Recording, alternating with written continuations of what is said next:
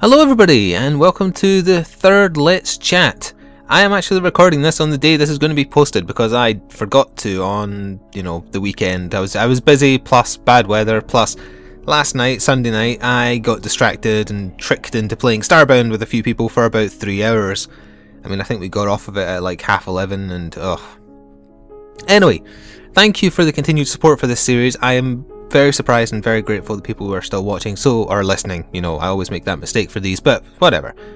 The thing I want to talk about today, there's only really one main topic, although I will do a bit of housekeeping to start with, but the main topic is going to be the content ID changes on YouTube, what they mean, why everybody's pissing their pants and getting really angry about it.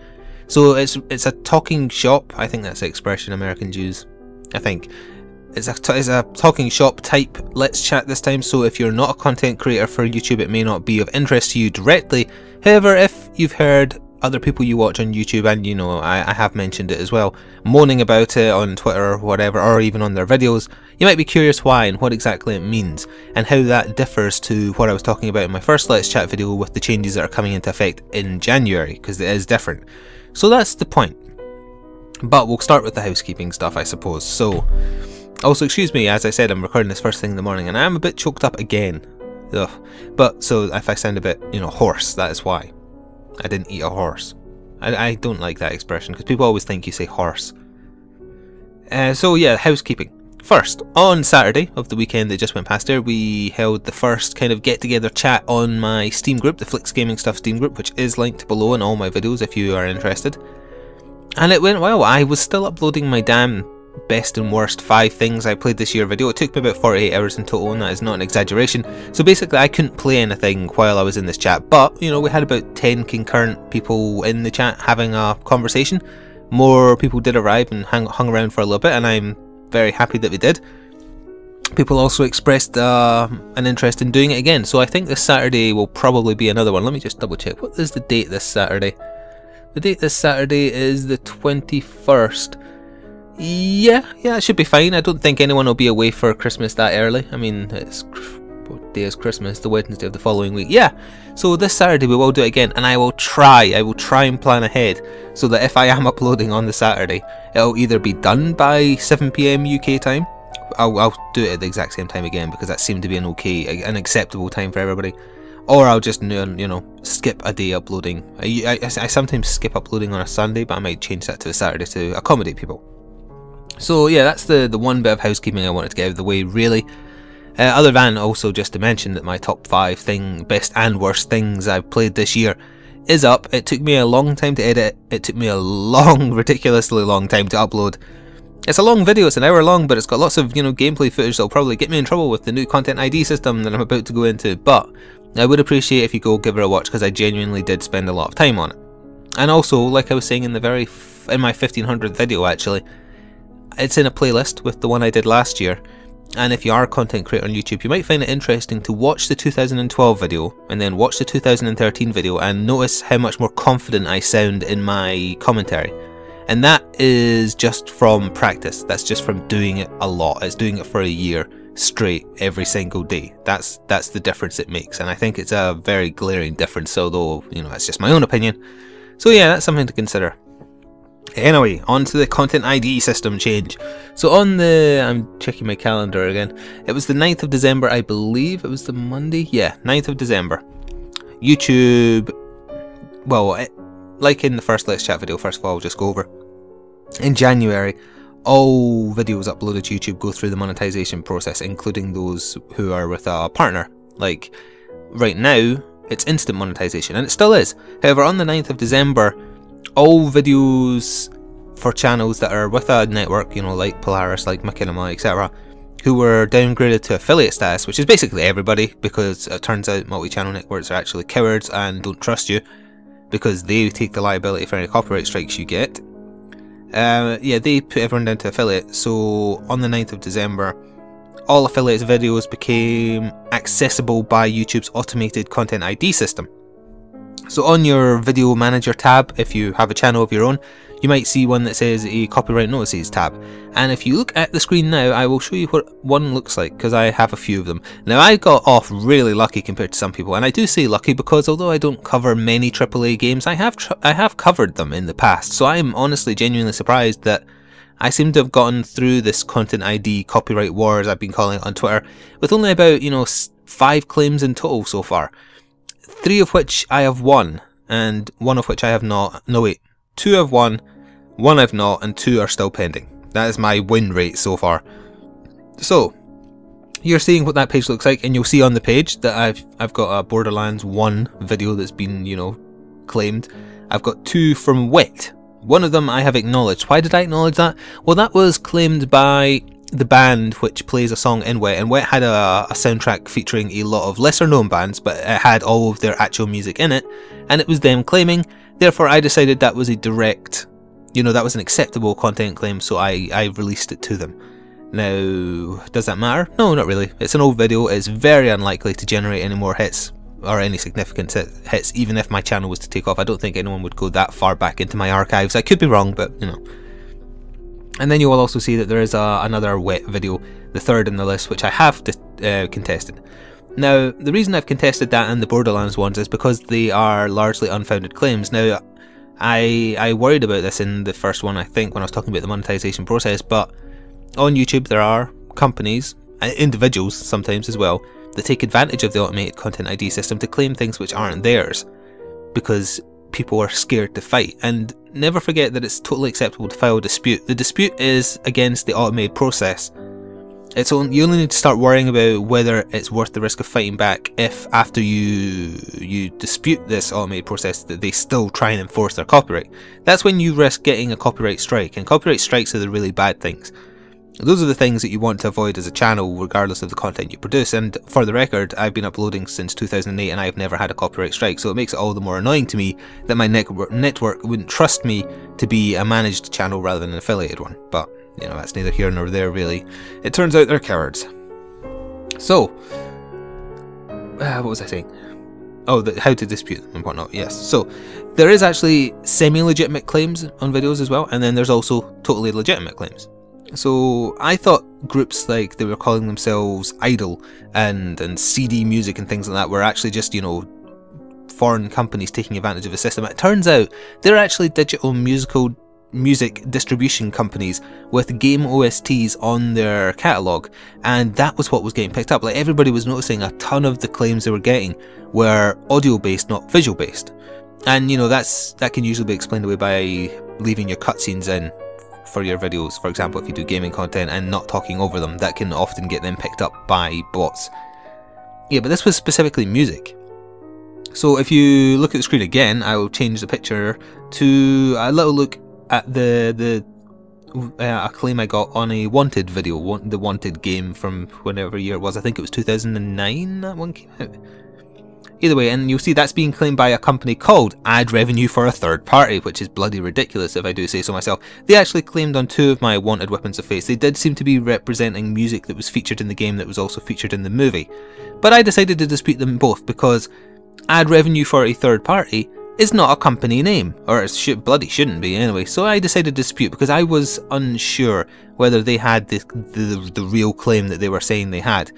But with my win rate, they actually refused one of them, so I just deleted the video. I thought, screw it, you're not taking my money because I don't think you are legally allowed to.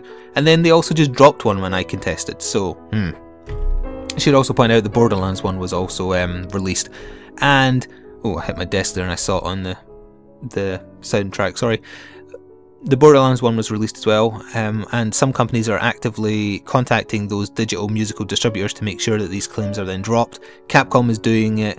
Ubisoft I know for sure is doing it because their digital media division contacted me directly, and Capcom does provide review copies to YouTubers, so although you can say a lot of bad stuff about them, I can definitely say for sure that even though the Japanese branch of Capcom might be a bit litigious, their Western branches definitely seem to know what's up, and if you go through them, they should be able to get any videos that gets disputed cleared if you contact them directly. In fact, I think the Capcom _utility Twitter account is handling that if you do have any particular things you want to contact them about. As far as the Ubisoft one goes, I think they're handling it at the back end.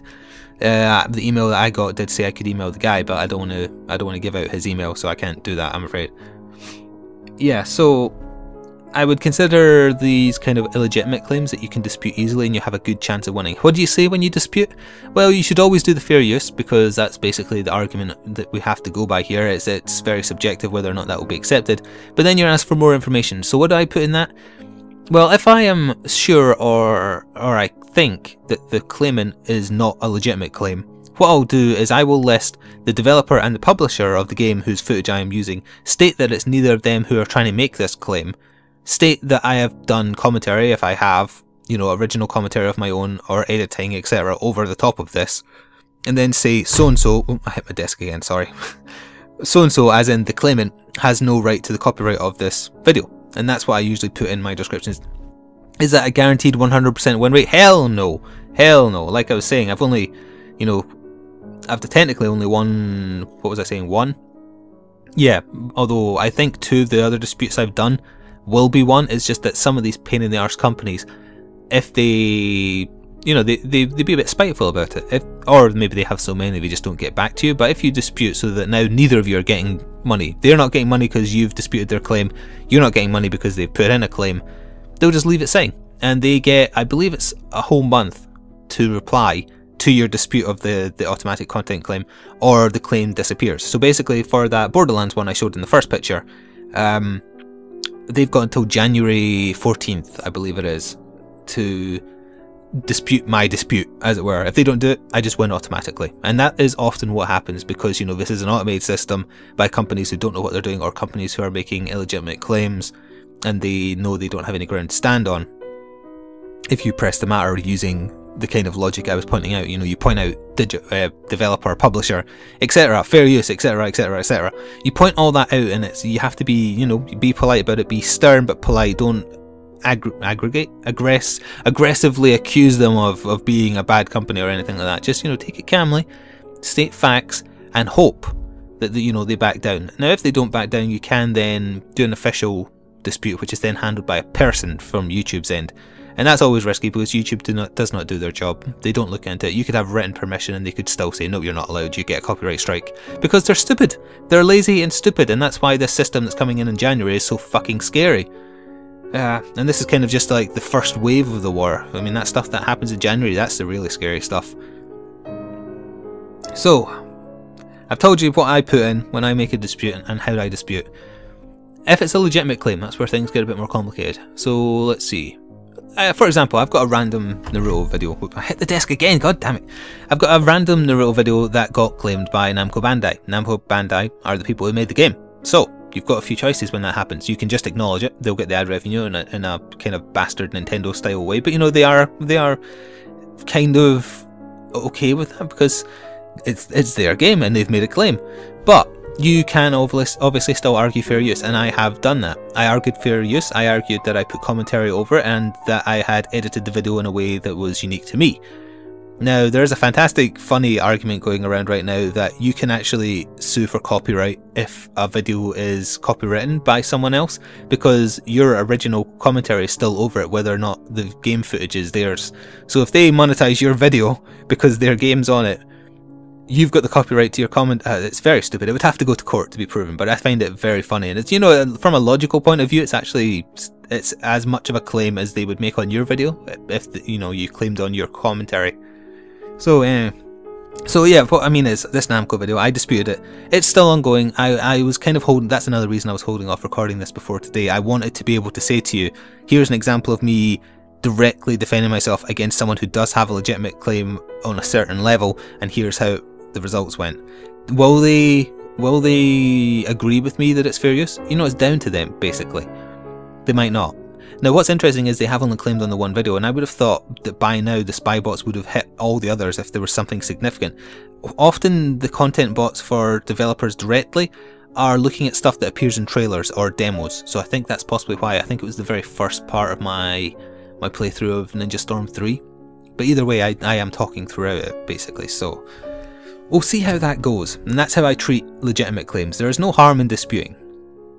I've never personally, I mean, keep in mind here, I've been uploading since 2008, and even before I was a partner, even before I put my own adverts on my own videos, I was still dealing with this content ID system constantly, and I was still fighting it every single time, not because I wanted any money because I didn't have ads at the time, but because I didn't like the idea of someone getting ads off my work. So I am very familiar with how to fight the system. Do I have a 100% win rate? No, definitely not.